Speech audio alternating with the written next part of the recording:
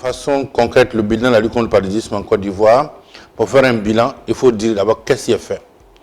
Ce qui est fait, c'est que la lutte contre le paludisme en Côte d'Ivoire se fait en matière de... Il y a la prévention, nous avons la prévention, la prise en charge, la communication, la recherche et le suivi et évaluation.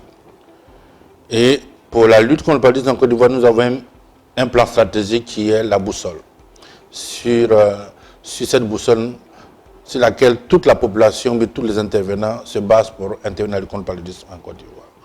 Aujourd'hui, en matière de prévention, nous pouvons dire qu'après la campagne 2024, dans 101 districts, 96% de la population a bénéficié de la moustiquaire.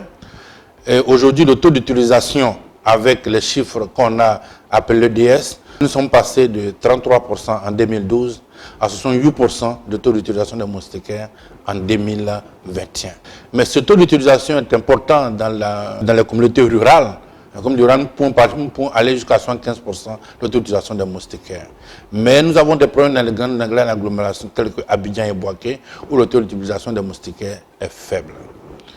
En matière de prévention, toujours, par rapport à l'utilisation de la soie de pyrimétamine pour les femmes enceintes, nous sommes passés de 30% aujourd'hui à 50,5%. Le taux de la couverture en SP3. C'est vrai, cette couverture elle est encore faible, mais cela peut s'expliquer par le fait que cette couverture est liée à la fréquentation des femmes enceintes dans les centres de santé pour la consultation prénatale. Comme vous le savez, dans nos contrées, les femmes ne viennent pas tout à l'hôpital pour les consultations prénatales. Donc, elles viennent souvent pour chercher le carnet. Donc, on n'arrive pas à, pour le moment, on a 50%, on est en train d'y travailler pour qu'on puisse augmenter vraiment ce taux d'utilisation, cette couverture en SP3. En matière de prise en charge concrètement, 98% des cas de paludisme diagnostiqués sont pris en charge. C'est-à-dire que ce soit dans le privé, dans le public et dans la communauté, les cas de paludisme sont pris en charge correctement. Aujourd'hui, nous avons plus de 5 millions de cas de paludisme à la fin de l'année 2024. Et en matière de mortalité, le nombre de cas de décès a baissé considérablement en moins de 10 ans. Depuis 2017, de 2017 à ce jour, 2017 à 2025, nous avons une baisse de la mortalité de plus de 60%. On est à 3222 cas de décès, nous sommes à moins de 1300 cas de décès. Donc, il faudrait dire que le nombre de cas de décès a vraiment baissé. Et la morbidité, c'est-à-dire que l'incidence reste stagnante, mais depuis 2024, nous connaissons une baisse de cette incidence. Elle est autour de 183 cas pour 1000 habitants.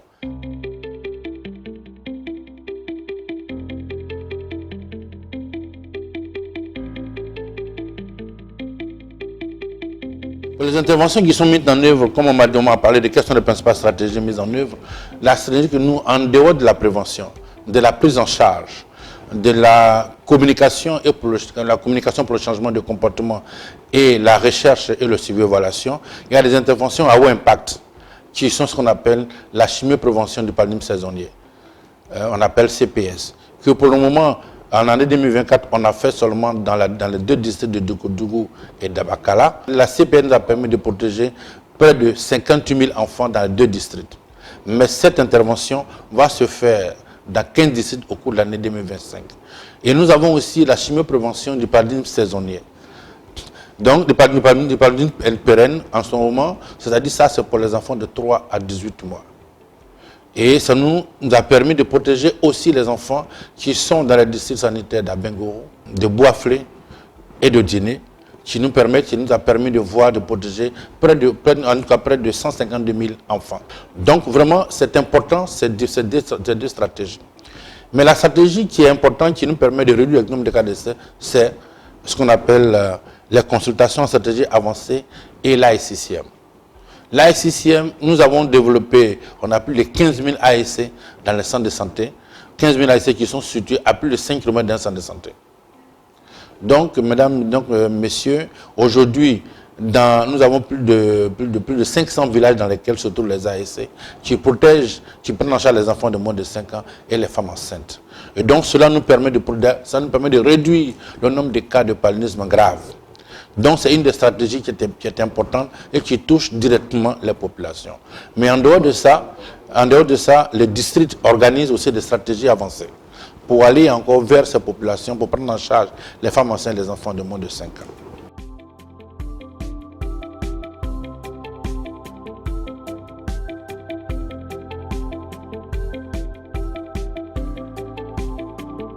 La lutte que nous faisons, c'est une lutte qu'on a besoin que la population s'approprie. Donc la sensibilisation communautaire nous permet de sensibiliser la communauté pour que la communauté s'approprie la lutte contre le paludisme. Vous voyez, on vient de finir une activité dans 4 districts où nous sommes allés sensibiliser la population. D'abord, pour la lutte antivectorielle, nous avons fait un camion podium qui a sensibilisé la population, qui a parlé avec la population des moyens de prévention, de prise en charge du paludisme, afin qu'elle s'approprie, les sensibiliser, que nous allons passer dans leur foyer pour leur expliquer la reconnaissance des gîtes larvaires. Donc cette sensibilisation-là nous permet de toucher la communauté, de leur expliquer ce que nous faisons concrètement, c'est-à-dire leur faire reconnaître les gîtes larvaires afin qu'ils les détruisent, ceux qui sont les gîtes qui sont à leur portée. Et aussi, on sensibilise la population à reconnaître aussi et à s'approprier les mesures de prévention, c'est-à-dire que dormir sur moustiquaire, rendre son environnement propre, voilà, et vraiment venir à l'hôpital quand vous êtes malade. Donc vraiment, cette sensibilisation nous permet de pouvoir toucher la population concrètement et afin que la population s'approprie la lutte.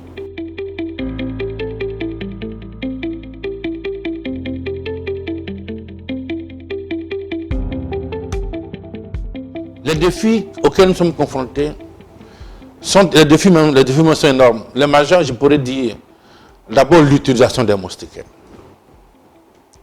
C'est un problème pour nous. Aujourd'hui, on disait tout à l'heure, on a 68% de taux d'utilisation des moustiquaires dans la population de celles qui utilisent, de celles qui en possèdent.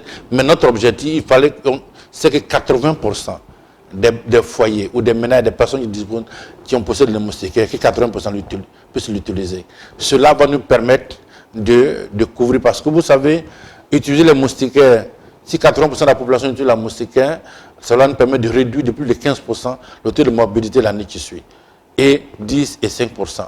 Donc vraiment, si les moustiquaires sont utilisés, cela nous permet de réduire la morbidité. Donc un des défis majeurs, c'est l'utilisation des moustiquaires. Le deuxième défi, c'est ce qu'on appelle l'assainissement des cadres de vie. Parce que c'est ce que nous, on s'est donné comme lettre cette année, permettre de faire demander à la population d'assainir le cadre de vie dans lequel eux-mêmes ou elles-mêmes elles habitent. Parce que si on a assaini notre cadre de vie, nous allons aller loin parce que le paludisme recule avec le développement. Donc vous allez prendre toutes sortes de médicaments. Si votre environnement est sale, avec plein d'eau, ou ça devient des gîtes larvaires, tout ce que vous allez faire ne va pas marcher parce que vous faites de la reproduction de moustiques dans votre environnement. Donc c'est pour ça que c'est important. Donc le troisième élément, c'est le passage à échelle de ces interventions dont je viens de citer. Par exemple, la CPS, nous allons passer à 15 districts. Le défi majeur, c'est de pouvoir passer dans les 30 districts éligibles. Et vraiment, si on arrive à la faire, et aussi maintenir les ressources pour la lutte contre le paludisme.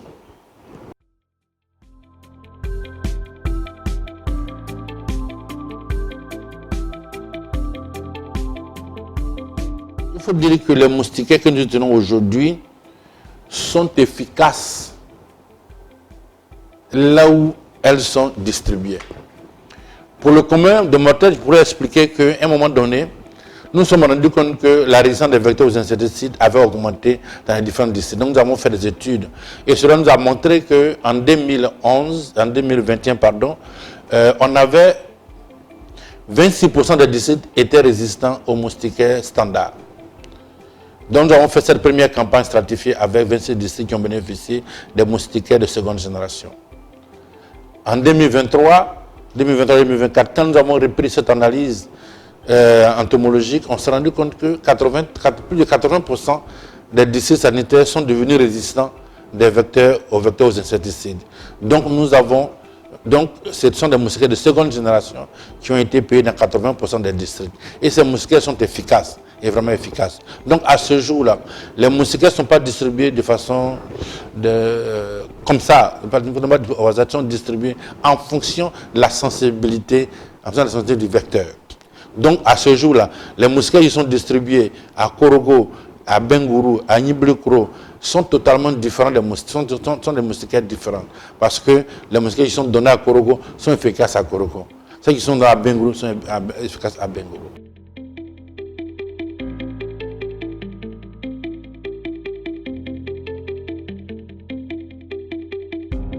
Les zones avec action communautaire limitée, j'en ai parlé tout à l'heure. J'ai parlé des ASC, ce qu'on appelle des agents de santé communautaire. Nous avons formé des agents de santé communautaire pour être plus proches des populations. Et nous avons mis à plus de 5 km d'un centre de santé. C'est-à-dire des populations qui n'ont pas accès véritablement au centre de santé. Pour prendre en charge les enfants de moins de 5 ans. Pour communiquer sur les PFE. C'est-à-dire communiquer sur tout ce qui est conseil, tout ce qui est élément pour lutter contre les différentes maladies. Donc les ASC sont dans ces zones-là pour soigner les enfants de moins de 5 ans. Et ils sont formés à cet effet, puisque c'est des personnes qui sont identifiées par leur communauté. Donc, ça c'est une des interventions que nous faisons. La deuxième intervention, nous rapprochons les services de prévention et de prise en charge des populations, ce qu'on appelle les consultations en stratégie avancée. Donc, nous l'organisons chaque trimestre et dans plus de 500 villages dans un an, au cours de l'année, où nous avançons, nous partons vers ces populations, leur donner, les diagnostiquer, les prendre en charge les femmes enceintes. Et donc ça, ce sont les infirmiers et les sages-femmes qui se déplacent vers ces populations qu'on appelle les consultations avancées. Et de telle sorte que, malgré là où vous êtes, vous ne soyez pas loin situé et que vous ne manquez pas de traitement.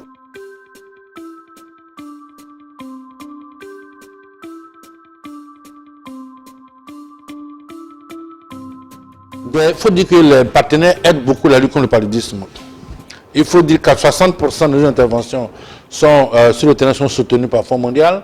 Près de 35% sont soutenues par PMI, qui est le Fonds présidentiel américain pour la lutte contre le paludisme. Donc, les partenaires sont impliqués. En dehors de ces deux gros partenaires techniques et financiers, nous avons l'OMS qui nous accompagne partout pour tous les documents normatifs. Nous avons aussi UNICEF et nous avons toutes les personnes qui interviennent, telles que RBM, qui nous appuient en matière de développement des outils avec l'OMS.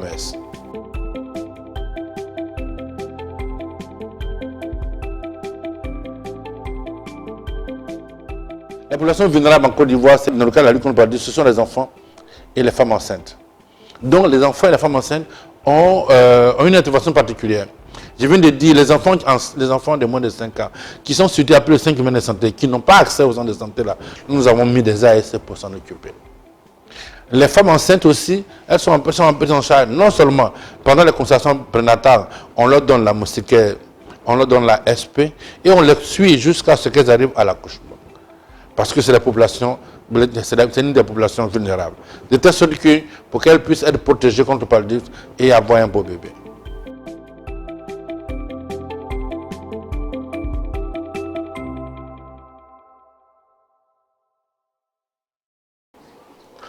L'élimination du paludisme, il est possible.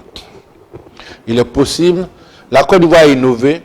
Par exemple, aujourd'hui, la Côte d'Ivoire utilise les drones pour la lutte anti-larvaire. Donc la Côte d'Ivoire est innovée. La Côte d'Ivoire est à la pointe de l'innovation pour la lutte contre le paludisme. Mais pour y arriver, nous avons besoin de l'adhésion de la population. C'est la population qui nous permet de pouvoir régler toutes ces choses-là. Les techniques scientifiques qui sont en cours aujourd'hui, on nous demande de prendre des dispositions nouvelles, telles que la CPS, qui est de faire des activités à haut impact. Donc les activités à haut impact, que je parle de la CPS, la CPP. Et donc tout cela sont des interventions. Et le vaccin qui est aussi venu, nous avons commencé l'année dernière à vacciner la population. Donc ce sont ces éléments-là qui nous permettent de pouvoir tenir, de pouvoir aller en avant, de pouvoir voir que nous avons changé de cadre. Et encore aussi, ces éléments nous montrent aussi que nous avons changé même la façon de soigner avant de donner les moustiquaires. Donc c'est innovant parce qu'on a fait une stratégie. On a stratifié on a savé la lutte contre le paludisme de telle sorte que voilà ce qu'on fait dans tel district, voilà ce qu'on fait dans celle-là. Et donc ça nous permet d'être plus efficaces au moment. Voilà. Et donc les nouveaux traitements se sont Il y a de nouveaux traitements, oui. Les nouveaux traitements sont là. On ne peut pas dire nouveaux, mais ce sont des traitements qui sont composés de... Ce sont les dérivés d'artémisinine. Donc aujourd'hui, ces médicaments sont déjà là. Ils sont là, ils sont efficaces.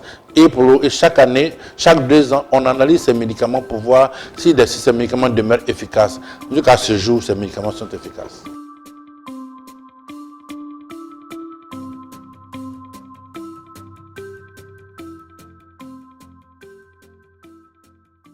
À l'occasion de cette réunion mondiale, on dit que le paludisme doit prendre fin avec nous. Si le paludisme doit prendre fin avec nous, on dit nous, donc ça veut dire que c'est ensemble qu'on peut mettre fin au paludisme. On dit innover, rallumer, voilà, et réorienter. C'est le thème de la journée mondiale. On dit finir avec nous, vous savez, le paludisme doit finir et avec vous et avec moi. Le paludisme doit finir avec nous et avec les femmes et les enfants de moins de 5 ans. C'est-à-dire que chaque personne doit ajouter sa pierre à l'édifice, faire de telle sorte que la lutte soit appropriée avec nous-mêmes. Innover, c'est-à-dire, on dit réorienter, c'est après des documents, comme on appelle, comme je vous disais tout à l'heure, on a le collège scientifique, ils vont nous montrer tout ce qui a été fait recherche, comme la recherche sur le paludisme, pour qu'on ait des données factuelles pour réorienter la lutte. Donc réorienter, c'est avoir des données factuelles pour prendre d'autres dispositions, d'autres départs pour éliminer le paludisme. Et rallumer, parce que les gens sont un peu découragés. Ils se disent, mais depuis un certain moment, le paludisme n'avance pas. Mais ça avance. Parce qu'il faut qu'ils voient le nombre de cas de décès qui baisse pour que cela puisse vraiment les encourager. Donc c'est tous ces éléments, puis s'engager, non pour que les gens soient engagés davantage. Pour dire que, vraiment, le message que je voulais donner ici, c'est que la population s'approprie la lutte et que quand les femmes sont enceintes, qu'elles viennent consulter le plus rapidement possible. Merci.